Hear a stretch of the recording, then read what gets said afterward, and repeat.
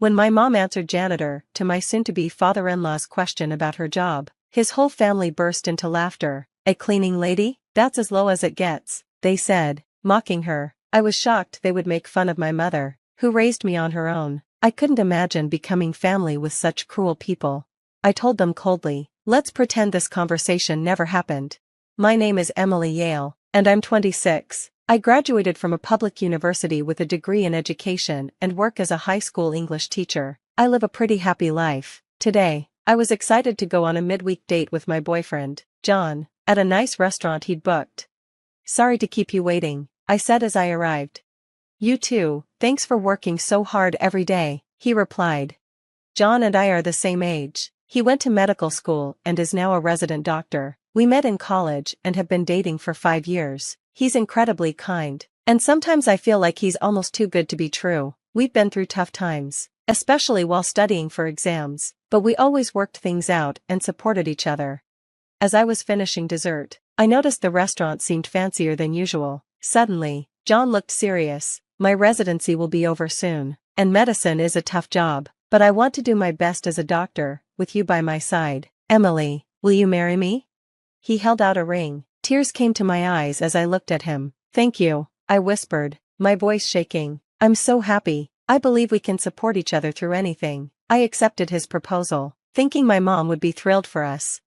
My mom, Linda, lost her husband when I was young and raised me by herself. Even though her father, my grandfather, suggested we move in with him, she chose to live alone with me, and we've been together just the two of us ever since. I didn't even meet my grandparents until I was in elementary school. My mom would sometimes say, I might have made you suffer because I got married young and couldn't rely on family right away, but I never felt that way. My mom was always positive, loving, and supportive. She's the most important person in my life and someone I look up to. When I told her about my engagement to John, she blessed us with all her heart. Thank you. I look forward to our future together, John said, smiling. My mom was almost in tears from happiness, and I felt grateful to have her support. We'll need to meet your parents soon too, I reminded John. Of course, he replied. I went to boarding school from middle school through high school, so I haven't seen my family much, but I think they'll be happy for us. My mom added, make sure to introduce yourself properly to John's family. Dear, you're going to be part of their family now. She was fully supportive of our relationship. I knew John's family was very different from mine. His father ran his own hospital. His mother was a stay-at-home housewife, and he had a younger brother still in high school. I hoped we'd get along, but I was definitely nervous about meeting them. Don't worry, John assured me. I'll arrange a place for us to live after we're married. Thank you, I replied, a little anxious but hopeful about our future. I believed everything would go smoothly, that is, until the day we actually met his family.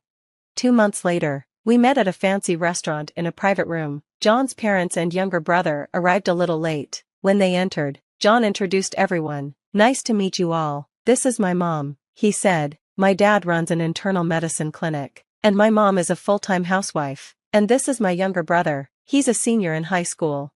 His parents were dressed elegantly, as I expected, but his brother looked like a bit of a rebel, with brown hair, a messy school uniform, and his eyes glued to his phone. After the introductions, John began, I'm planning to marry her. But his father interrupted gently, stroking his mustache. First, let's get to know her family. If we're joining families, we need to understand her background and character. His mother also studied us closely, her eyes sharp. Then she asked, and where's your father today?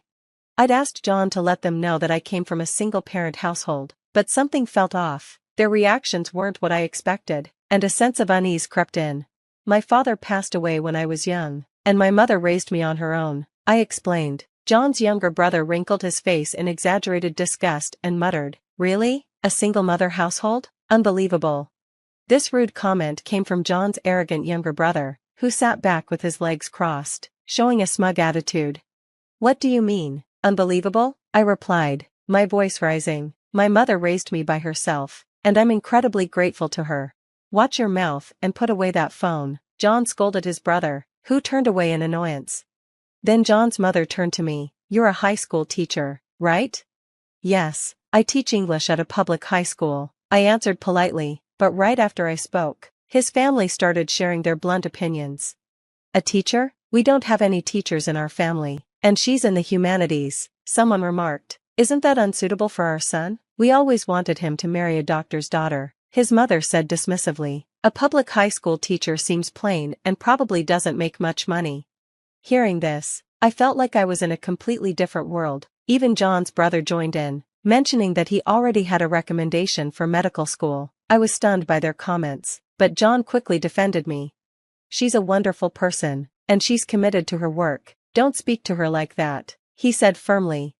At that, his father turned to my mom and said, we haven't given our blessing for their marriage yet. A single-mother household, and she's a teacher. What about you, ma'am? Can you tell us about your education and job? My mom stood her ground and replied calmly, since my husband passed away, I've done various jobs to support my daughter. Right now, I work part-time as a janitor at a hospital and a school. I only finished middle school. But before she could finish, John's family exchanged looks and began to laugh mockingly. Oh my, she only went to middle school and works part-time as a janitor? One of them sneered. She must have been very poor. John's father shook his head dismissively. Even with a high school education, it's rough. And now, a cleaning lady? He added, belittling her. That's as low as it gets. John's younger brother looked at my mom with disgust. So, your mother only finished middle school and works as a janitor? I can't even imagine living like that. He sneered. Are you only marrying into our family for the money? John's mother furrowed her eyebrows dramatically, delivering the final blow. Just as I thought, we absolutely cannot approve this marriage. Then his father spoke as if giving a final verdict. I was stunned. It was one thing for them to insult me, but to mock my mother, who raised me on her own, was too much. I couldn't imagine joining a family like this. I motioned for my mom to stay seated and stood up. I understand how you all feel, so let's consider this meeting as if it never happened. Is that acceptable? I said, my voice cold and expression blank. After a moment of silence, his family exchanged glances and burst out laughing. You thought you were making an important announcement, they sneered. We're the ones who wanted to end the engagement. Did you realize you were about to be rejected and, out of pride, decided to break it off yourself? His parents looked smug. Wait, that's not it. John couldn't tolerate their behavior anymore and quickly spoke up. I'm sorry, I can't be part of this family if they're so disrespectful. I'm truly sorry, he said, apologizing to me and my mother. For a moment, his parents stopped laughing, surprised by John's serious tone. Why are you apologizing? His mother snapped. You should find someone more suitable, maybe a fellow doctor or even a wealthy woman. I stopped John from saying anything more and asked his family a question. Would it have been different if I were a wealthy heiress? His mother replied, of course, even if you're not a doctor, being wealthy would be no problem. You could support our hospital financially, right, dear? His father nodded. That might actually be better for us. I realized it was time to reveal the truth. So, you turned down such an opportunity? I said, a hint of challenge in my voice. They looked at me, confused. What do you mean? Are you sure you wouldn't want to miss out on what I could bring to this family? I replied, holding their gaze as their expressions shifted to curiosity and disbelief. John sighed heavily, rubbing his temples in frustration.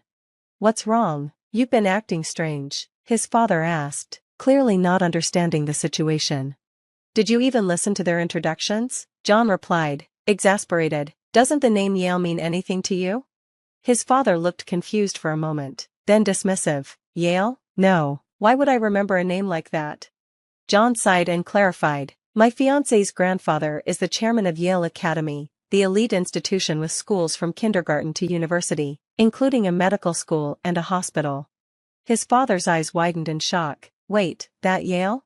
Yes, that Yale, John confirmed, now looking at his parents with a stern expression.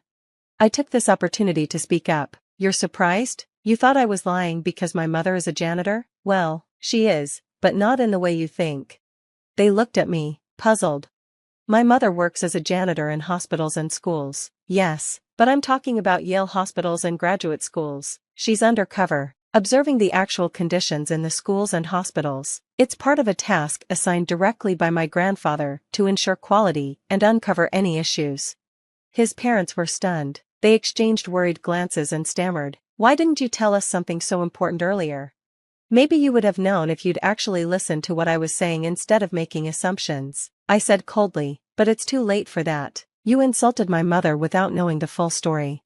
Then I added quietly, by the way, my mother didn't leave school because of a lack of ambition, she had to drop out of middle school due to poor health as a child. My mom has a brother who carries on the family line, so when she was young, my grandfather prioritized her health over education. After middle school, she moved to the countryside to rest and recover. While living there, she met my father, and they fell in love. My grandparents had wanted her to marry into a prestigious family, so she had a huge argument with them and left to start a new life with my dad. They lived independently, without support from her family. When my father passed away, my grandparents suggested that we move back with them, knowing my mom was raising me alone, but my mom was too proud to go back right away. She felt guilty about how she'd left. Over time, though, they started reconnecting. My mom even changed her last name back to Yale, to help give me a stronger future. John's younger brother looked shocked and speechless, so I turned to him and asked, I heard you got recommended for medical school, which one? The unexpected question caught him off guard. Vassar College, he stammered. At that, his mom suddenly looked nervous, realizing something. Vassar College is a sister school to Yale, she said quietly. If today's events were reported, your admission recommendation could be in trouble, right? John's father tried to brush it off, but in his flustered state, he accidentally admitted, we paid a little extra to help him make up for his grades. There's no way that can be revoked now. Both John and I reacted in shock. Dad, you bribed someone for him to get in? John asked. No, that's not what I meant, his father stammered, clearly rattled. His mother and younger brother were looking pale. I continued, the president of Vassar College is my uncle. If I report this, I'm sure he'll investigate. His mother, her face turning red, snapped, you don't have the authority to make threats like that. No, I don't, I replied calmly, but I've already been offered a position to eventually work at Yale. I'm currently teaching in a public school to gain experience, as a condition for that role. At that, her tone softened. Oh, let's not dwell on the past. Can't we just let bygones be bygones? Let's not let a misunderstanding ruin a good thing, she said, trying to smooth things over. His father quickly agreed. Yes, John is the future heir to our clinic. He needs our approval to marry. You want to marry John, don't you? Even his brother chimed in. Yeah, just let them get married and promise not to report anything about me. The three of them, his mother, father, and brother, were now practically begging me to overlook their behavior, desperate to keep things quiet for their own gain. John stood up, furious. I don't need your permission to get married. I'm cutting ties with all of you. His family stared at him, shocked. I always thought you were stuck up because you're from a family of doctors, but I never imagined you'd act like this during an important first meeting with my fiancé. I'm ashamed of how you spoke to her and her mom, and bribing someone to get my brother into med school? That's disgraceful. Wait, what are you saying? His mother stammered. I don't consider you my family anymore, John continued firmly. I'm marrying her, and we'll be happy together. Stay out of our lives for good. The parents panicked. So you're saying you're not going to take over the clinic? But if your younger brother doesn't get into medical school, we won't have an heir. John shook his head. I don't care. I have no intention of taking over. After graduating from Yale, I was offered a position as a surgeon, and I plan to work in a hospital, not at your clinic. His family was in chaos. Please think this over, his mother pleaded. We have patients who expect you to take over the clinic. Even his brother chimed in. Come on, bro. I won't have anywhere to work if you don't take over. Ignoring their pleas, John turned to my mom. I'm truly sorry for everything. I want to cut ties with my family and start a life with your daughter. Please allow us to get married. John's voice trembled slightly. My mother placed a gentle hand on his shoulder and replied, you don't have to apologize. I didn't fall for you because you're a doctor. I love you for your kindness and sincerity. She nodded at him and added, I can see that you're a good man, and I want to support your dreams and happiness. Thank you, he replied, bowing respectfully, his gratitude clear. My mother smiled, and together, we left the restaurant. As we departed, she handed John's family the business card of Yale's legal advisor, in case they had any further questions. 1 year later, John and I are happily married. He works as a talented and dedicated surgeon, even with the long hours and little sleep. Watching him pursue his dreams brings me joy. My grandfather, who has grown fond of John, often says how proud he is of him. My grandfather hopes that one day John will join Yale University's hospital. As for John's family, things took a turn. The bribery that got his younger brother a recommendation for medical school was uncovered, and the teacher who accepted the bribe was punished. Since his brother was already a poor student with no grades to back him up, his recommendation was revoked. He tried to get into medical school through regular admissions, but he didn't pass. Now, he's supposed to be studying while taking a gap year, though it's unclear how serious he is about it. Hopefully, this experience will teach him the value of hard work and empathy. Meanwhile, John's parents' clinic has struggled. Patients began leaving after realizing John wouldn't take over, and financial problems quickly grew. His father's arrogance and his mother's difficult attitude led to nurses and other staff quitting. News of the college bribery scandal spread, causing relatives and people in the industry to avoid them. Finally, they had no choice but to close the clinic. As for me, my grandfather has asked me to study educational administration so that, in addition to being a teacher, I can also contribute to managing our family's educational institutions. Guided by my uncle and experienced mentors, I'm learning how to grow as a professional, step by step. Seeing me take on these challenges, my mom is proud, saying it's wonderful to see our family becoming stronger together. Her words mean a lot to me, and I feel deeply grateful. My days are busy, and there's so much to learn, but I'm blessed with a fulfilling life and endless support from my beloved mother and husband.